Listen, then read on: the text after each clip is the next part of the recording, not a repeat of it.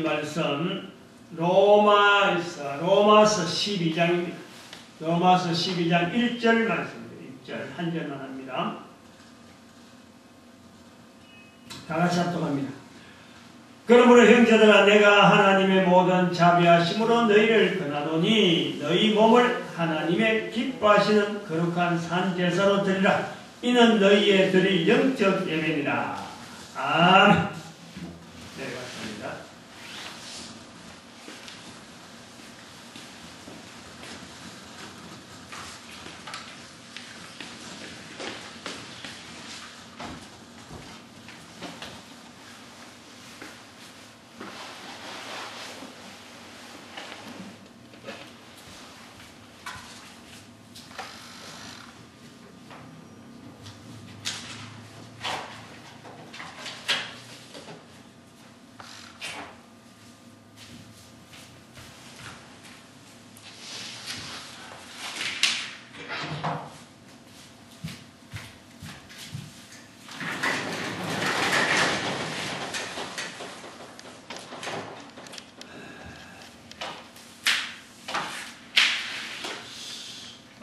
오늘 로마서 분석, 오늘을 마지막으로 정리를 하려고 해요. 로마서 분석을. 로마서 분석.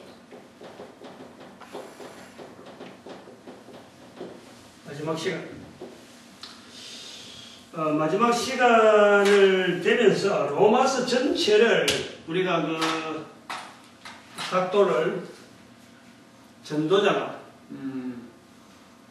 보는 시각으로서 로마서 분석을 볼 거고, 로마서도 전도 편지, 즉 복음을 전하는 하나의 도구로서, 편지로서 나타낸 것이 로마서지, 그것이 다른 어떤 복음서보다 제일 으뜸이 되고, 로마서가 기록되고 로마서 전가한다고 해서 다른 복음서나 수신서에 대한 마지막 어떤 종결자 같은 최종적인 그런 어떤 표현으로서 로마서가 아니라는 것을 우리가 그런 시각으로 볼락했고, 결국 우리가 중요한 것은 내 한 사람이 지난번에 그리스도 복음에 대해서 말씀하면서 로마서 자체가 다른 성경보다 높은 것보다는, 높다라고 하는 그런 자리를 찾으려고 막 열심히 연구하고 막 표현하려고 하는 것보다는 내 한 사람이 사도 바울이 로마서를 남겼다면 나도 사도 바울과 같은 로마서를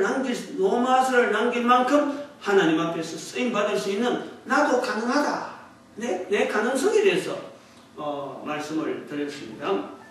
그렇게 해야 이 로마서를 분석해야 되는 어떤 의미가 있다, 우리가. 그래서 오늘은 로마서 전체의 하나의 마지막 표현, 이 로마서를 그럼 우리가 도대체 연구하면서 내하고 이 로마서는 어떤 내용이냐 하는 이런 부분에서 우리가 표현하는데, 로마서를 통해서 우리가 표현하는 복음, 복음에 대한 선지자가 되는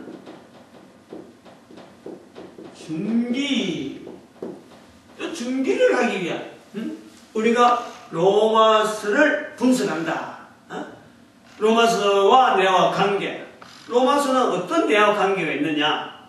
그래서 이것은 복음에 대한 선지자가 되는 나의 준비, 나가 빠지고 나의 준비,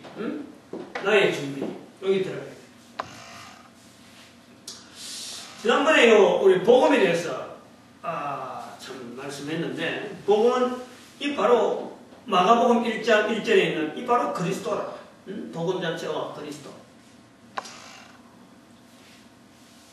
복음이라고 한다고 해서, 또 그리스도라고 한다고 해서, 기독교, 소위 말하는 기독인데, 여기 기독인데, 기독교라고 하는 이 교자가 붙어버리면은 전혀 다른 말이 돼가지고, 기독교만 국한되어지는 그리스도가 아니라는 거죠. 기독교에 국한되는 기독이 아니라 이 말이지. 응? 기독이라는 것은, 그리스도라는 것은, 복음이라는 것은 전 인류입니다. 전 인류. 전 인류. 전 인류가 해당되는 거고, 전 인류에 해당되는 한 사람이 결국에는 복음이라고 하는 이 복음을 반드시 만나야 되는 당연, 필연 그런 어떤 관계라고 합니다. 복음이라고 하는 건데, 이 복음에 대한, 그게 모든 사람들이 복음을 들어야 되는 그런 환경에서, 그런 조건에서, 그런 환경에 대한 선지자가 되는 나의 준비다, 이 말이에요. 나의 준비.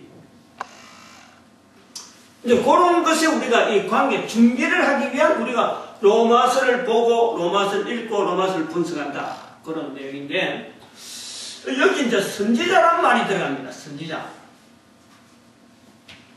선지자라는 말이 왜 들어가느냐? 선지자.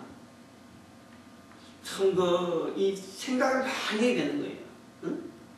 복음에 대한 선지자가 되는 나의 준비라. 이 표현을, 로마서를 우리가 보는 관계성, 로마서와 나와 관계는 뭐냐? 복음에 대한 선지자가 되는 나의 준비다. 이런데, 선지자를 왜 집어였느냐? 이 선지자는 우리가 쉽게 말하면은 왕, 이렇게 되잖아요. 왕, 그 다음에 그 제사장, 제사장, 선지자, 또 이렇게 표현한단 말이에요. 예수님의 삼중직이라고 하는데, 세 가지.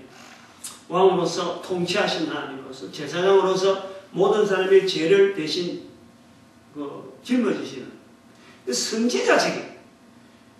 우리 한번 생각해보면 예수님에게서 선지자적인 기능이 있느냐? 예수님께서 간단히 보려면은, 간단하게 생각해보면 이래요.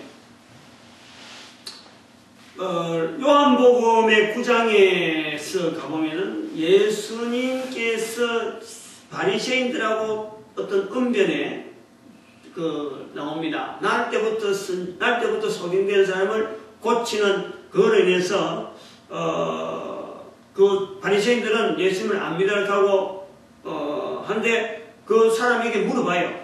주변 사람들은 유대인들은 그랬죠. 예수님께서 안식일에 그 병을 고쳤다는 거지. 그래서 안식일을 지키지 않으므로 하나님께서 난 자가 아니다. 하나님께로서 난 자. 요 선지자 개념이 들어가는 거예요. 하나님께로서 난 자. 다시 말하면은 그래서 아니다. 그래 죽이려고 하는 자세를 보이는 거죠. 그런데 그 나은 사람, 병 나은 사람한테 니는 그 사람을 어떻게 생각하냐 하니까 그 사람이 참 죄인인지 그인 줄 참 내가 잘 모르겠는데 내가 나았다. 그래서 나는 그 사람을 선지자로 본다. 선지자. 나는 그 사람을 선지자로 본다. 우리 여기서 봐야 돼요. 만약에 예수님께서 유대인들이 인정하는 선지자라는 어떤 그 칭호만, 유대인들이 인정만 해야 돼요. 예수님은 절대 십자가에 안 죽습니다. 예수님 십자가에 안 죽어요. 유대인들이 그걸 절대 죽일 수가 없어요. 선지자라고 하는 것은 하나님께로서 난 자가 되어갖고 사람이 함부로 못한단 말이에요. 함부로. 결국은 예수님이 죽었다는 것은 예수님으로 하여금 왕으로도 인정 안 하고 제사장으로도 인정 안 하고 선지자로도 인정 안 한단 말이에요. 그런데 예수님 당시에 예수님에 대해서 별명이 자꾸 불려지면서 예수님에 대해서 일반 사람하고 자꾸 차별화시키려고 하는 사람들의 표현이 뭐냐니까 예수님이 선지자다. 어떤 사람은 선지자라고 하고 어떤 사람은 나사렛에서 난 선지자다. 나사렛에서 나온 선지자다. 이렇게 말을 하고 어떤 사람은 아니다. 그걸 걷고 반대하는 거예요. 그래서 그게 선지자라는 이 기능이 일반 백성들한테 알려만 있어도 절대 예수님이 죽지 아니하시는 그 직분, 그거 왜느냐? 하나님께로서 난 자란 하나님께서 난 자인데 왜 예수님께서 그래서 이 선지자라는 것이 다른 사람만 불러서 선지자가 예수님이 선지자냐 이런 게 아니고 예수님께서 마가복음 1장 38절에 예수님께서 다른 마을들로 가자. 거기서도 내가 전도하리니 내가 이를 위해서 왔다. 전도하리. 전도. 요걸 우리 좀 연결할 수 있어요. 연결. 구약에 있는 왕, 제사장, 선지자 직분 중에서 선지자의 기능은요. 선지자는 왕은 기름 부은 자라서 세습제라 세습제. 어떤 특별한 사람들을 통해서 통치에 대해서 어떤 백성들이 인정하면서 왕으로서 세습제 되어지는 걸 알아요.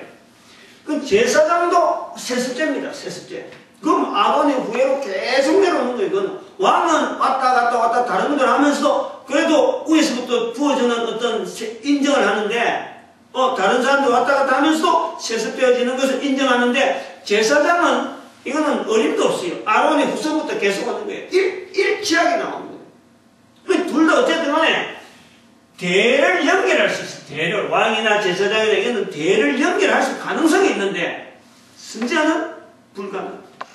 선지자는 오직 하나님께서 한 사람 한 사람 그에게 특별히 하나님께로서 난 자라고 하는 그 표시가 본인에게 주어지면은 본인도 거부 못하고 다른 사람도 거부 못한단 말이에요. 이게 선지자라. 그 선지자라는 구약의 선지자의 기능이 신약에는 뭐냐니까 바로 전도자란 말이에요. 전도자. 응? 내가 이를 위해서 왔다. 거기서도 전도하리니 내가 이를 위해서 왔다. 전도하라. 전도. 전도하시는 예수님의 발걸이 바로 예수님께서 전도라고 하면 다른 사람들은 그게 바로 선지자. 그래서 예수님께서 삼중직에 대한 표현을 하고 있는데 그 삼중직에 대해서 전도라고 하는 이 전도자의 자리를 예수님께서는 제자라고 하는 환경을 통해서 예수님께서 넘겨주는 거예요. 넘겨주는 거예요. 세습이 안 되는데 넘겨주는 거예요. 제자에게. 모든 족속으로 제자를 삼아라. 모든 족속으로 제자를 삼는 이 선지자의 기능을 제자화시켜서 넘겨주고 있어요. 예수님으로 인해서 우리에게 주어지는 거예요. 그렇게 구약에서 이루어지지 어쩌면 완전하지 못한 형태가 이어지는 계속 세습되어져 이어지는 부분이 선지자는 안 이어졌는데 예수님께서 전도하리니 하고 제자들을 통해서 모든 족속으로 내 제자를 삼아라. 내 증인되라. 이 말씀 통해서 계속해서 이어지는 것으로 남겨지는 것이 바로 이 전도자의 걸음이라는 거예요. 전도자. 그래서 제가 표현한 거예요. 선지자가 되는 거다. 사도 바울의 걸음을 우리는 선지자의 걸음으로 보게요. 선지자의 걸음. 여기 이제 선지자가 오늘 본문에 나오면은 이 선지자의 걸음이 어떤 내용이냐면은 오늘 본문에 거룩한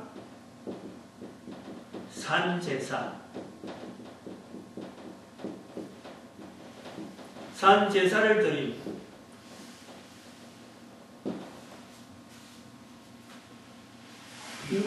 로마서에서요, 이거 빠뜨리면 안 돼요. 요거 강조하려는 거지. 로마서 전체에서 너희 몸을 하나님이 기뻐하시는 거룩한 산제사 드리라. 사도 바울의 표현이에요. 저는 이제 그것을 다르게 표현해서 선지자라는 표현으로서 오늘날 우리가 구약에서 잊혀져 있는 왕 제사장에 대해서는 예수님에 대해서 탁 연결하는데 선지자에 대해서는요 연결을 잘 안 하려고 그래. 단순히 그 당시 사람이 선지자라고 불렀다라고 하는 이런 그 정도만 흔적만 찾으려고 하지 실제로 그 예수님에게서 선지자 기능이 있다. 그것이 바로 전도자다. 요 기능을 우리가 피하고 있어요. 이것을 억지로 집어넣기위해서 일부러 이 표현을 하는 거죠. 강하게. 예수님에게서 선지자 기능이 있는데 바로 그것이 전도자로서 예수님께서 남아주신 그럼 복음서에 나온 것은 바로 복음을 전하기 위해서 여러 가지 행했던 그 여러 역사들. 그 다음에 내 제자 되라. 그 다음에 내 증인이 되리라. 그러고 마태복음 10장 32절에 있는 항상 다른 사람 앞에서 입으로 시인하는 것. 요 전도자에게 이걸 우리에게 넘겨주었다. 근데 그것이 바로 거룩한 산제사를 드리는 거룩한 산제사를 드리는 행위단 말이에요. 행위. 거룩한 산제사. 전도라고 하는 것 자체가 전도의 삶, 전도자의 삶 자체가 거룩한 산제사를 드리는 행위라는 거예요. 행위. 전도가 거룩한 산제사를 엉뚱하게 보면 안 돼요. 사도 바울이 볼 때 사도 바울을 통해서 표현하고 있는 이 거룩한 산제사 이렇게 해서 별도로 어떤 액센트를 두고 구분하는 건 있죠. 한번 해봅시다. 이 제사라는 개념이나 살아있다는 개념이나 거룩하다고 하는 이 개념을 오늘날 우리가 모든 사람이 예수 그리스도 안에서 수용할 수 있는 그 표현을 우리가 해야 되는 거예요. 사도 바울은 유대인이에요. 유대인. 유대인이라고 하는 이 삶이라는 것은 로마서에서도 우리가 그런 흔적을 많이 찾아야 되는 표현이 있지만 유대인의 삶에 있어서요 가장 기본이 되고 가장 그 어떤 중심이 되는 부분은요 삶 자체에서 제사입니다. 제사제도. 다른 어느 민족하고도 차별이 되는 거예요. 제사제도라는 독특한 그 당시 주변에 있는 나라들이 제사를 안 드리는 건 아니에요. 우리나라도 조상들한테 제사 드리고 하고 고사 지내고 하고 조그만한 제사는 하지만 그런 제사하고는요 전혀 틀립니다. 민족 전체, 이스라엘 민족 전체가 유일하게 하나님을 향한 하나님을 인정한 다른 어떤 민족이 드리는 제사에 대해서 일체 관여 안 하고 그건 전혀 타협을 하지 않는 유일한 하나님 앞에만 드리는 제사. 그게 제사 제도라는 거예요. 그 제사. 요 제사를 겨냥해서 제사를 거라는 거예요. 제사. 또 우리가 거룩한 산제사 드린다고 해서 산제사니까 죽은 조상 이런 차별을 하는 게 아니에요. 제사라고 하는 이 거룩한 산제사를 드리라고 할 때 유대인들에게 있어서의 독특한 것은 제사라는 거예요. 제사. 그러면은 한번 해봅시다. 로마서가 복음서라고 했는데 복음을 전하는 복음을 예수 그리스도를 알리는 그 내용이고 그래서 로마 사회 전체가 예수 그리스도를 향해서 유대인들은 예수 그리스도를 배척했지만은 로마 사회 전체가 예수 그리스도를 받아들이기를 원하는 사도 바울에게 있어서 유대인들처럼 하나님 앞에서 유일하게 가지고 있는 이 제사 제도에 버금가는 정도의 표현을 하려고 지금 여기 산제사라는 말을 넣었다 이 말이에요. 넣었다. 제사라는 말 유대인들이 가장 어떤 식의 유대사의 전체를 잡고 있는 그 골격을 로마사의 전체로 잡고 있을 만한 그런 골격으로 표현하기 위해서 제사란 말을 넣었다 이 말이에요. 근데 그 제사가 뭐냐니까 결국은 이 제사제도가 전도자라고 하는 이런 전도자의 삶 자체를 이제 나타내려고 하는 하나의 연결고리다 말이에요. 연결고리. 로마 사회로 하여금 이 전도자라고 전도자의 삶을 살아라. 이 복음을 듣는 로마서를 받는 자들로 하여금 전도자의 삶을 살아라 라고 사도 바울이 표현하려고 제사라는 이 언어를 지금 연결했다. 이 바로 똑같은 제사제니까 요 제사하고 전도자 그 차이를 두기 위해서 산제사라 하는 말을 넣었단 말이에요. 산제사. 산제사. 우리가 살아있는 동안에만 가능한 거예요. 이런 표현이죠. 요 내용을 제가 몇 가지를 한번 정리를 해봤습니다. 이 제사라 그럴 적에 이건 드려짐이죠. 드려짐이라. 그 다음에 여기는 신이 반드시 대상이죠. 신. 그 다음에는 몸을 드립니다. 몸을 드립니다. 인간이 제물이다. 인간 스스로가 제물이다. 인간이 제물.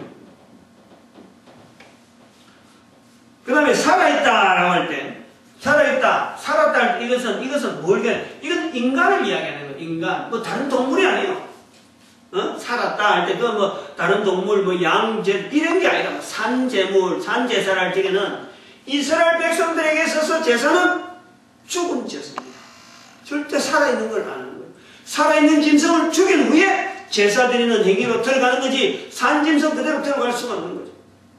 반드시 죽이고, 그 다음에 들어가는 거예요. 그래서 인간에게 있어서는 살아있는, 이건 차이가. 동물하고 인간하고 차이를 분명하게 해서 이 산이라 하는 내용을 표현한 거죠. 인간이 대상이네, 인간이. 다른 어떤 사물이나, 어떤 재물이나, 어떤 금전이나, 어떤 명예나, 다른 것은 절대 안 되고, 인간 자체가 되는 인간, 산. 그리고 이것은 또, 산이라는 것은요, 삶이라는 거예요, 삶. 단순한 인간 그것도 아니고, 내 인간 이것 자체가 아니고, 내가 인간으로서 살아가는 삶 전체 과정, 이거를 원한단 말이야. 이거 전체.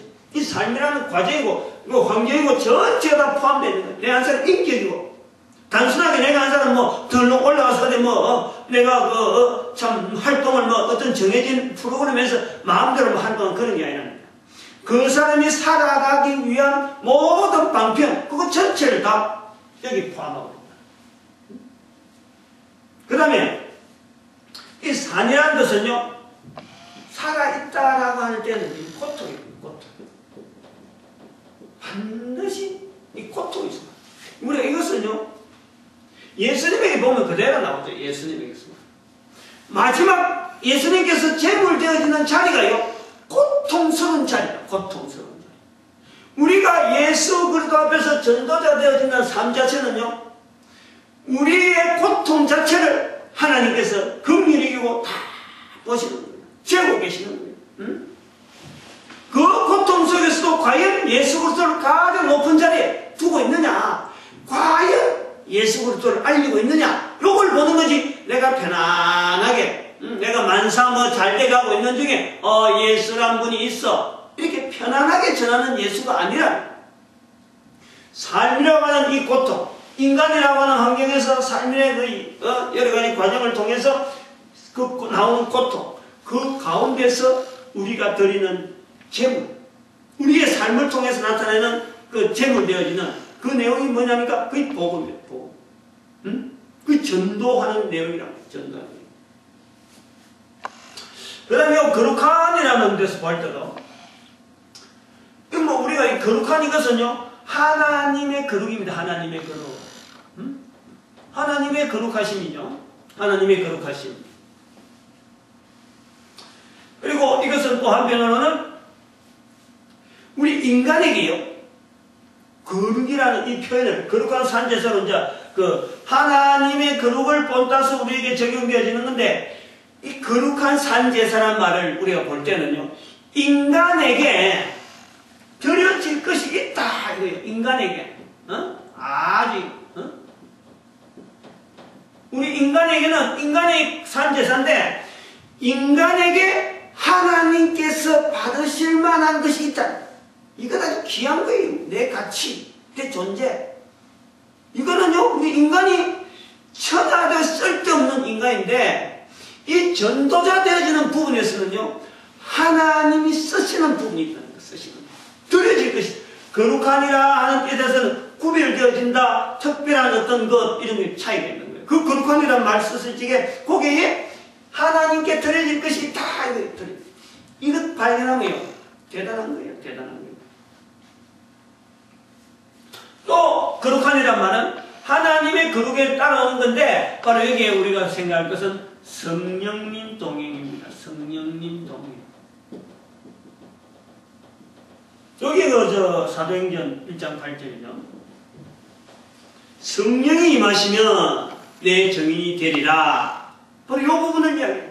그래서 거룩한 산제사를 저는 이렇게 하나 이렇게 세 개를 이렇게 나눠가서 좀 인위적인 것도 있지만은, 어쨌든 이런 식으로 구조를 가지고 거룩한 산제사라는 그 구조가 결국에는 전도자라는 예수님께서 나타내고자 하는 그 선지자적인 기능을 바로 오늘날 예수님은 계속 이어지길 바라면서 내 증인이 되라. 모든 족속으로 내 제자를 삼아라 하는 것을 제자들에게 명령하셔가지고 오늘 우리에게도 그 제자의 직분이 넘겨오면서 바로 거기서 우리가 예수님의 선지자적이며 예수님의 전도자 삶이며 이런 걸 우리도 같이 볼 수 있는 거죠. 볼 수 있는 거예요. 그것도 우리도 누릴 수 있다는 거죠.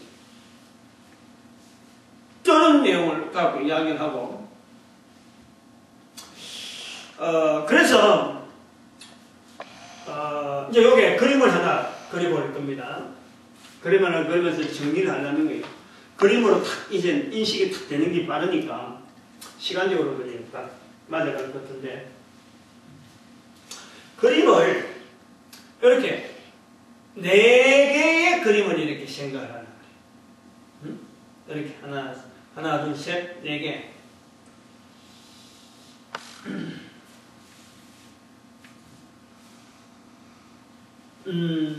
자, 설명을 하죠. 제 안에, 여기 이제 나라 하는 이 나라 하는 이 부분, 나의 준비인데, 나라고 하는 내 한 사람의 그 인격, 그것이 바로 이 복음과 더불어서, 즉, 예수 그리스도와 더불어서, 예수 그리스도와 더불어서 어울려지는 나입니다. 이거는 지금 예수 그리스도와 더불어서 나라는 거예요. 나.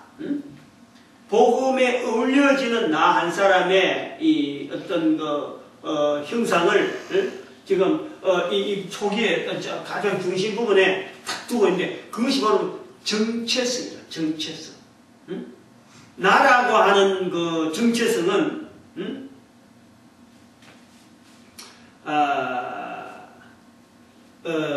나라고 하는 이 정체성이라고 하는 이 이제 여기서 좀 그림을 조금 이렇게 그림을 이쪽으로 한번 나가볼까?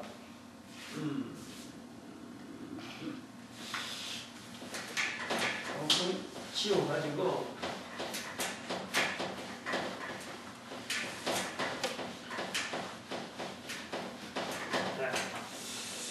요렇게 이는 정체성. 그 나라고 하는 이 정체성은 어찌 보면은 예수 그리스도와 뭐 더하기를 하는 건데 실제로는 예수 그리스도와 더불어서 내 나라의 하나의 정체성을 잡는 건데 하나님의 뜻을 말이죠. 하나님의 뜻을 어떤 발견해내는 거죠. 발견. 여기에서 이 그리스도의 그 그리스도 복음, 그리스도를 통해서 내 한 사람의 정체성을 완전히 어떤 몰입시킨다는 몰입 과정, 몰입 과정. 즉 코로 숨을 쉬는 동안에 그건 반드시 해요. 코로 숨 쉬는 동안에 숨 쉬는 동안 이거는 뭐 영원한 거하고는 좀 다릅니다. 코로 숨 쉬는 동안에 내 삶의 걸음 자체를 그리스도와 더불어 하는 이것 자체를 내 정체성을 좀 확립을 하는 거예요. 초기 기본적으로 기본적으로. 아까 말씀했지만 복음에 대한 선지자로 준비하는 나의 선지자 되는 나의 준비. 그 부분을 이야기하는데 그것의 과정이 이 복음에 대해서 내 하나가 어떻게 내가 살아있는 동안 코로 숨 쉬는 동안에 나는 예수 그리스도와 더불어서 어떤 자세로서 내가 살겠다라는 어떤 자기 정체성을 확인하는 완전하게 좀 구별되게 다른 사람하고 똑같을 필요는 없고 나는 어떤 자리로서 내가 예수 그리스도와 더불어서 하겠다 이렇게 되는 거예요. 자기 예수 그리스도 관계성 정체성. 그 다음에는 두 번째 요 칸은 일치성인데 이게 뭐가 일치성이냐면 나에게 주어진 환경, 나에게 주어진 환경,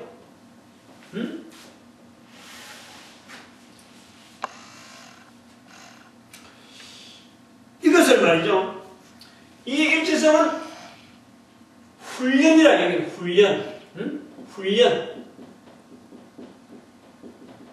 훈련. 내한테 주어지는 정체성을 통해서 나에게 주어지는 환경을 이제 적응하는 거예요. 훈련하는 거예요. 훈련.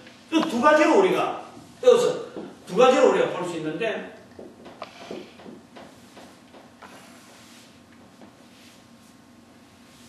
환경 익히기,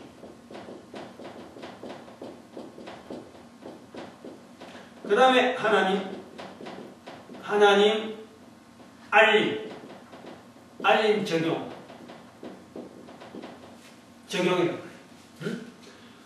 다시 말하면 정체성이 내가 분명히 하나님 앞에 어떻게 하겠다, 어떤 것이 자꾸 연결하고 이래 할 때 내 주변에 있는 환경을 보는 거예요. 이 환경은요, 내가 태어난 곳, 그 다음에 학업, 그 다음에 뭐 배우자 전에 뭐 부모, 형제, 자녀, 뭐 직장, 이 모든 환경에 있어서 이 환경과 내가 관계되어지는 예수 그리스도와 관계성, 아까 여기 이 정체성하고 이 관계를 일치를 시키는, 익히는 관계를 한다면, 그 여기서 이제 하나님 적용이라고 하는 이걸 통해서 이제 하나님 알림을 적용한다고 하는 이럴 때 내 삶을 통해서 어떻게 하면은 예수 그리스도를 알리느냐, 어떻게 하면 하나님 나타나느냐, 내 환경이 이랬는데, 내 처지가 이랬는데, 내가 다른 사람하고 분명히 차이가 이런 부분이 있는데 나는 어떻게 해서 예수님을 알릴 것인가, 나는 어떻게 해서 성령님을 인정하는 삶인가 하는 것에 대한 이 일치와 과정을 여기 둔단 말이에요. 일치와. 여기 이제 일치성이고, 그럼 여기는 열매입니다. 열매. 요거는 어디냐면 여기 세 번째 열매. 여기서 이제 자기 삶의 형태가 나오는 거죠. 드러나는 거죠. 내 삶의 형태가 저 사람의 삶의 형태가 우리가 객관적으로 보여지는 거예요. 드러나는 거예요.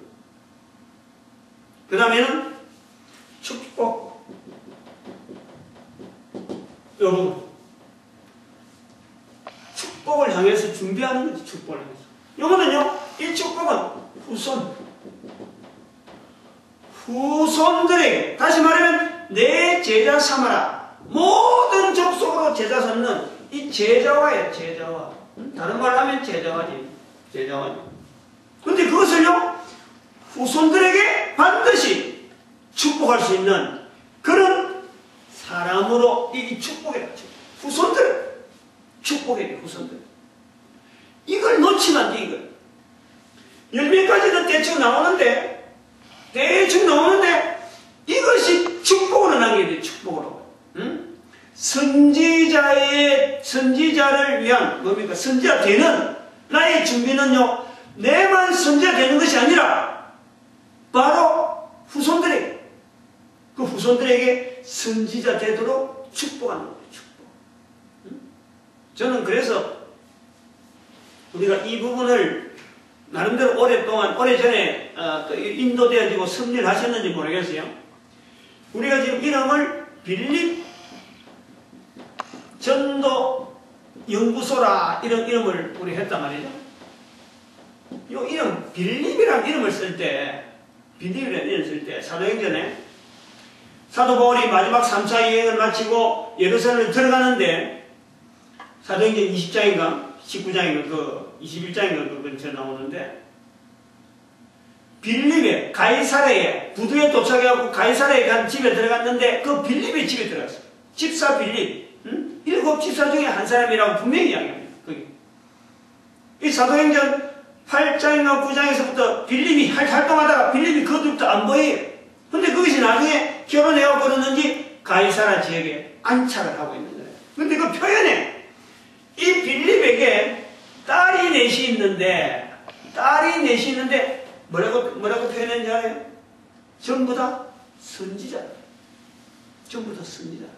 응? 예언자라. 그렇게 표현한 거죠. 바로 그것이 뭐냐니까 이게 선지자라. 이런 표현이 바로 전도자라는 거예요. 전도자. 빌립의 전도는요 대단하잖아요. 다들 전도했다고 하냐. 그 딸들로 하여금 전도되어지는 것이라서 관심이 없어요. 이걸 우리 관심이 돼야 된다. 이걸 관심. 후손들에게요 이게 어마어마한 축복이기 때문에 이 후손들에게 축복을 해요. 후손들에게. 응? 이 후손들에게 축복하는 것이 끊겨있다. 끊겨있어요.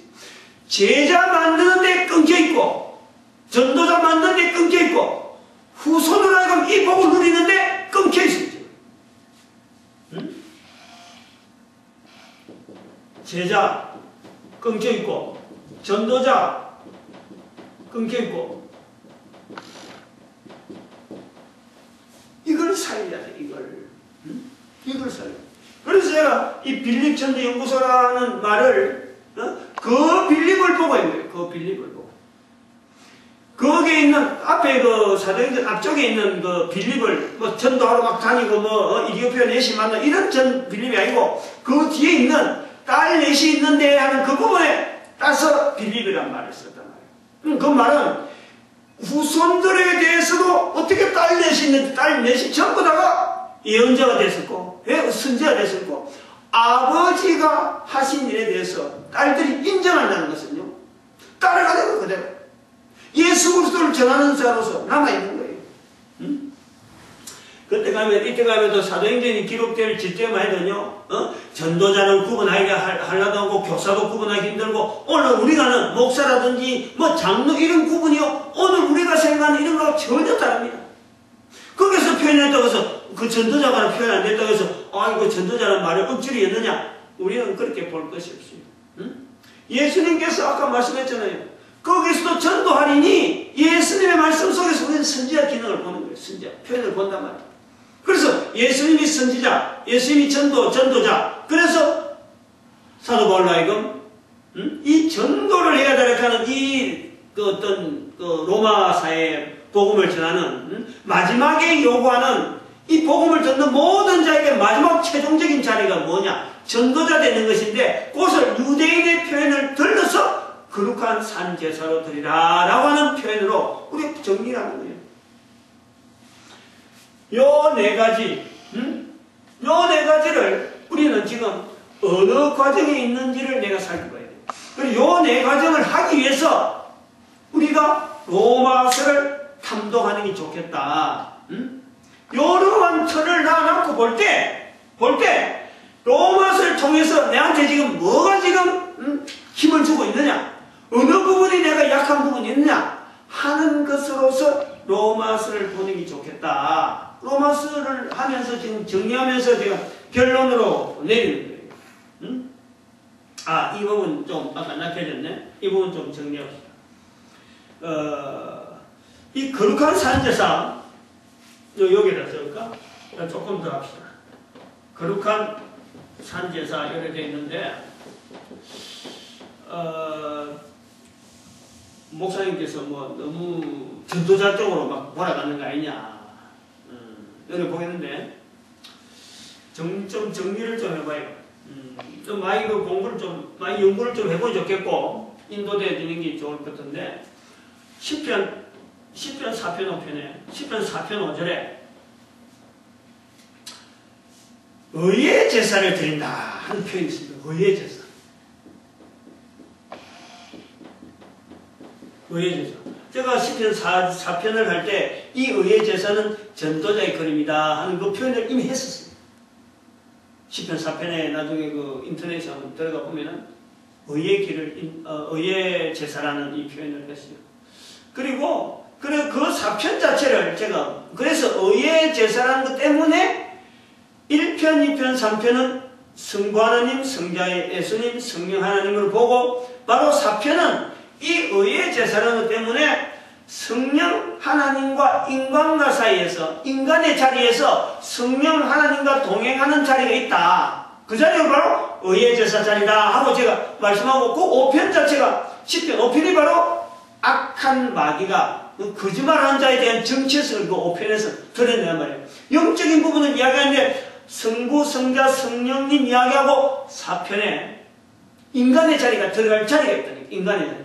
아까 여기 이야기했잖아요. 여기 거룩이라는 자리에 하나님이 우리로 하여금 하나님이 바라보고 하나님께 들어지고 하나님께서 요구하는 것이 있다. 그런 어떤 우리에게 기능이 있다니까. 그 한 부분이. 바로 그것이 바로 우리가 성령님의 도구로서 드려지는 바로 의의 제사 자리가 있다. 의의 제사.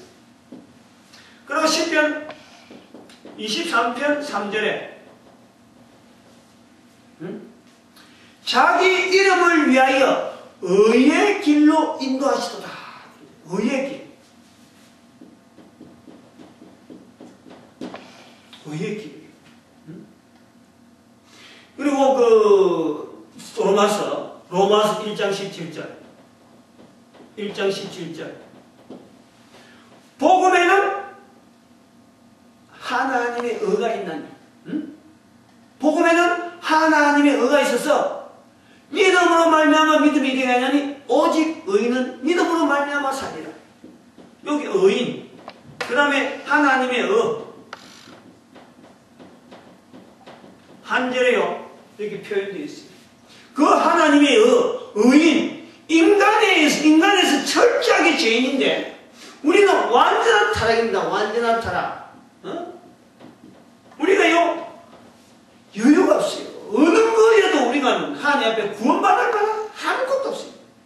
그러나 제자 되어지는, 즉 예수 그리스도 통해서 선지자 되어지기 위해 준비하는 그 한 사람에게 성령님이 필요한, 이 바로 이 복음 전하는 데 있어서 성령님의 역사가 막 나타나는데, 복음 전하는 자리가 바로 그 성령님의 역사인데, 그 성령님의 역사에서 반드시 사람의 입을 필요한, 사람의 입을.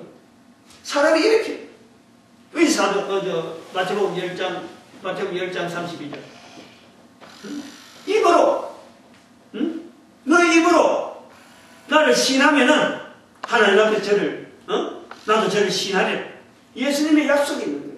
사람의 입이 필요한, 살아있는 동안, 죽고 나서는 그 이름이고 뭐 관계없어요. 살아있는 동안 입을 통해서 나타나는 성령님의 쓰고자 하는 이 우리의 환경이 있다니까. 근데 여기 철저하게 인간이요. 10편 12편에 이기요 마귀가 들어있는 자리에, 이 자리, 혀가 말이에요. 마귀가 우리가 그 혀에 있으면서 그 혀가 우리끼리 악하고 있는 이 마귀가 들어있다. 그렇게 사람들이 모르는 거지. 성령님께서 쓰고자 하는 곳, 성령님께서 받으실 만한 곳, 거룩한 산제사라는 그 자리가 우리 인간에게 있다는 것 자체에 대해서요. 이게 우리가 알게 되면은 내가 어떻게 말을 함부로 하고, 내가 어떻게 말을 안 말해 해버려, 내가 어떻게 이 말 가지고 말이야 저질해버려 할 수가 있어. 철저하게 우리는 축복하는 자리로서 내 후손들에게도 이게 축복이 되어지고 주변에 있는 모든 자들에게 예수 그리스도 이름으로 축복할 수 있는 것이 바로 내 혀에 있다. 이 구조가 지금 그래요. 이 성경 전체에 남아있는 흔적들, 이걸 간단하게 로마서에서 거룩한 산제사라 하는 내용을 가지고, 그건 또 더구나 복음에 대한 선지자 되는 나의 준비라 하는 그 로마서를 보려고 하는 그 자세로서 이 표현을 해봅니다. 오늘 여기까지 합니다.